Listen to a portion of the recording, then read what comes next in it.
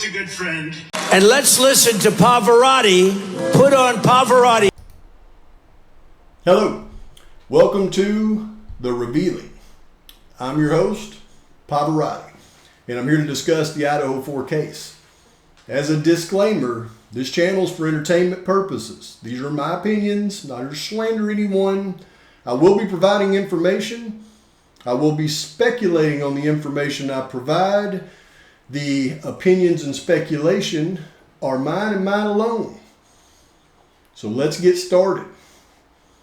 You know, folks, over a significant amount of time now, I've put out a significant amount of information on this case. We have explored many different areas of this case. The area in particular that I'll be discussing today revolves around the informant in the Bryan Kohberger case. I have to really specify what I'm talking about when I say informant, because some of you will think I'm talking about the mother, the stepmother, No, I'm referring to the informants in the Kohberger case in this video, specifically TF. Now, for those of you that have been with me for a significant amount of time, you know I've put out a significant amount of information on this particular individual and his relationship to the case.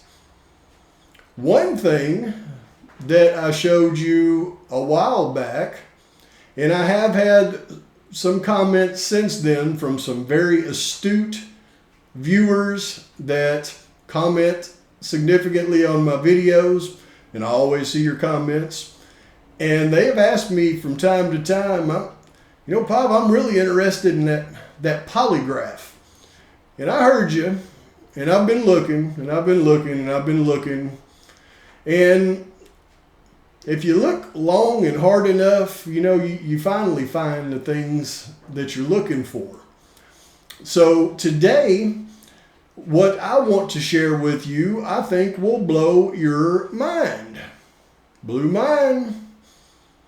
So as we know, this particular individual has been sentenced since March of 2023, never actually went anywhere, went out, got more trafficking charges after he was on probation. Those disappeared, and they violated his probation only to vacate that. And then finally, after all this, and he violated it a couple more times, and after all this, he was finally sentenced on that magical date of April 17th.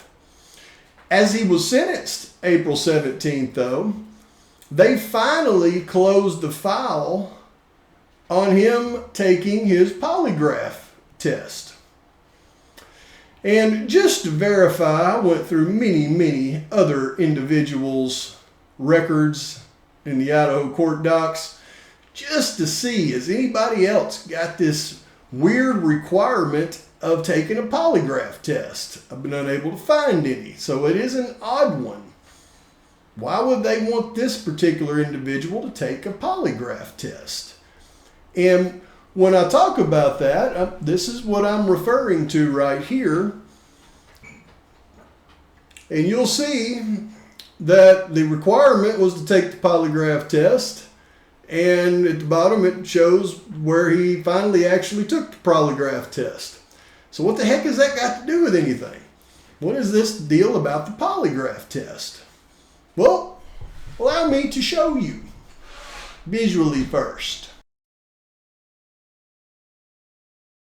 A polygraph examination is required of all witness security program candidates who are incarcerated in order to maintain the security of those individuals who are now or will be housed in a BOP protective custody unit. Authorization for the program may be rescinded or denied if the results of the polygraph examination reflect that the candidate intends to harm or disclose other protected witnesses or disclose information obtained from such witness. The prisoner witness program candidate will be expected to sign the polygraph examination form acknowledging the voluntary submission to the examination.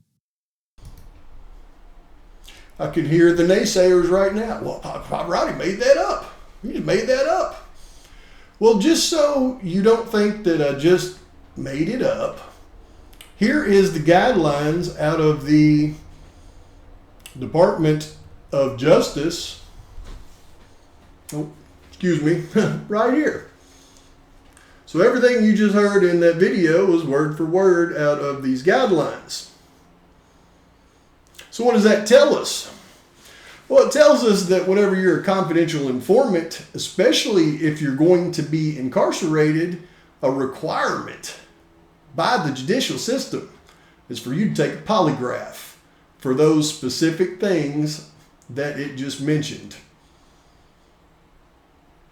So when I put together my interpretation of what happened in this case, once again, it's not willy-nilly. It's not me imagining things. It's taking the facts as we know them and the facts that I've dug out of the court docs and the facts surrounding all the events in the case, and everything leads me to conclusions. Right now, I did a video, a 5-part series on how they got to Kohberger. If you haven't seen it, go back and find it. It's in the middle of my videos, part 1, 2, 3, 4, and 5, how they got to Kohberger. And you'll find that is a very well investigated scenario in this case. And at this point, I'm gonna say, in my opinion, that it's as close to accurate as we can possibly get. And there's some things that I haven't even mentioned in that 5-part series. So I will be expanding on that.